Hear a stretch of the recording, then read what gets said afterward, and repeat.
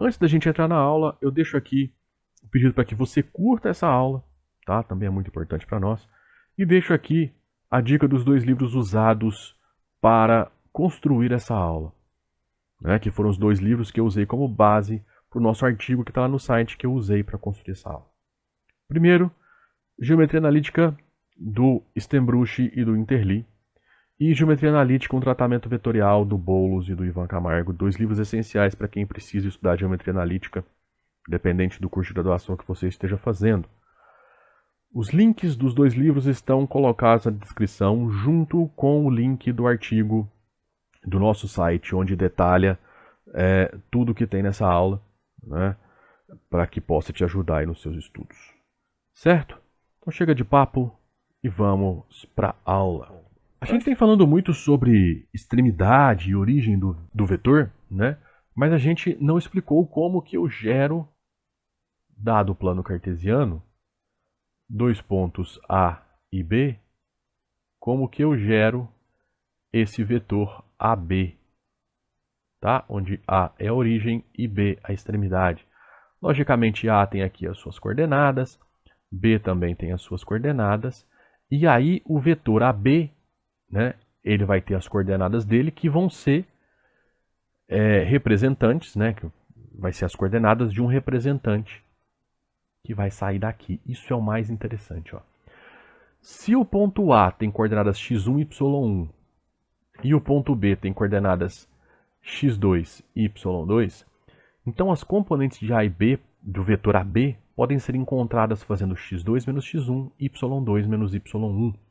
E aqui vai gerar as coordenadas alfa e beta, que são exatamente as coordenadas do vetor, que representa a mesma classe de vetores que tem origem na origem do sistema.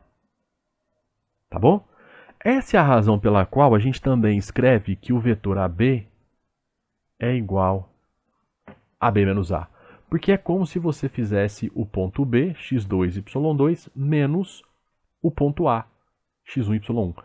Se você for escrever B menos A, isso seria x2, y2, menos x1, y1. Tá? Usando a ideia de adição de pontos no plano cartesiano, isso seria x2 menos x1, y2 menos y1, que é exatamente o que está aqui. Bom, essa última fórmula ela é chamada de notação de Grassmann, tá? E não se trata a rigor de subtrair os pontos A e B, mas sim de uma notação sugestiva, já que o ponto B é a soma do ponto A com o vetor AB, tá? Ó, o ponto B é a soma do ponto A com o vetor AB. Lembra daquela operaçãozinha que a gente definiu no slide anterior? Você vai transladar o ponto A até o ponto B usando o vetor AB. Seria essa a ideia. Perceba o seguinte, essa notação ela seria melhor você pensar nela como a simplificação dessa operação de subtração entre vetores. Tá? Então seria como se você fizesse B menos A, se você simplificasse a notação. Porque pensa o seguinte, o vetor OB é esse vetor aqui, o vetor OA é esse vetor aqui. Então pense o seguinte, usando a regra do paralelogramo, vou fazer aqui grosseiramente, tá? Só para a gente ter uma ideia do que acontece. Você teria aqui o vetor OB, tá aqui, tá?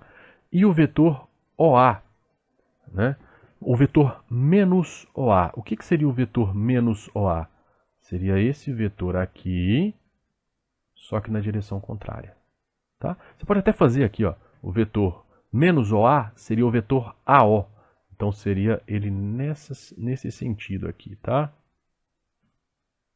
Tá bom? O que acontece? Para você fazer OB menos OA, ele é a diagonal menor do paralelogramo. A gente explica isso na aula sobre noções geométricas com vetores. Tá bom? Então, essa notação de Grassmann ela pode ser entendida mais como essa lógica de vetores do que propriamente dito que você está fazendo o ponto B menos o ponto A. Mas se você pensar B menos A também vai dar certo sempre. Aqui um exemplo que é bem interessante. Perceba que você tem o plano cartesiano, onde você tem 3 vetores. O vetor OP, 3 e 1, o vetor CD e o vetor AB. Perceba que todos eles vão resultar em 3 e 1. Ó, 1 menos menos 2 dá 1 mais 2 que dá 3. 4 menos 3 dá 1. 3 e 1. 4 menos 1 dá 3. 3 menos 2 dá 1. Tá? Então todos eles são o quê? Representados por esse mesmo vetor que está aqui, ó, por esse mesmo vetor OP. Posso chamar ele de V, que representa todos os outros. Ok? O que acontece? Todos esses vetores, né, o vetor CD e o vetor AB, eles são gerados pela fórmula de Grassmann, né, pela notação de Grassmann, o B menos A. Ok? Mas percebam que as componentes vão ser sempre iguais, as componentes do vetor. Independente de qual seja a origem e a extremidade, os vetores, nesse caso, vão ser sempre 3 e 1. Tá? Então eles são o mesmo vetor, colocados em locais diferentes do plano. E eu posso fazer essa escolha de acordo com a minha necessidade. Eu posso aplicar o vetor na origem 1, 2, aplicar o vetor na origem menos 2, 3. Tá? E eu posso fazer isso. Tá bom? Então é importante ressaltar que as componentes do vetor AB calculadas por meio de B menos A são sempre as mesmas componentes do segmento orientado da mesma classe que tem origem no início do sistema, ou seja, no ponto O. Tá? E aí a gente deixa essa figura como exemplo desse fato, onde os segmentos orientados AB, CD e OP representam o mesmo vetor U, 3 e 1. Tá? Para fechar a nossa aula de hoje sobre vetores, uma aula introdutória sobre vetores no plano, eu quero conversar com vocês sobre a condição de paralelismo entre dois vetores. Então, dado aí dois vetores U e V, né, U com componentes x1 e y1, V com componentes x2 e y2, eles são colineares ou paralelos. Tá? E aí, aqui, nesse exemplo, ilustra bem o que eu quis dizer com o conceito de vetores serem colineares e paralelos ser a mesma coisa. Perceba que todos eles são paralelos, mas também existe um outro ponto Q aqui, onde eu vou chegar e colocar um ponto Q, e o vetor PQ, ele vai ter também coordenadas 3 e 1, e como a gente já falou, esse ponto Q aqui ele é único que vai fazer isso. Tá? Então eu posso pensar que vetores paralelos têm representantes colineares. Simples assim. Então era isso que eu tinha para falar com vocês hoje. Gostou dessa nossa aula sobre vetores no R2? Se gostou, então apoie o nosso projeto se essa aula te ajudou. Como?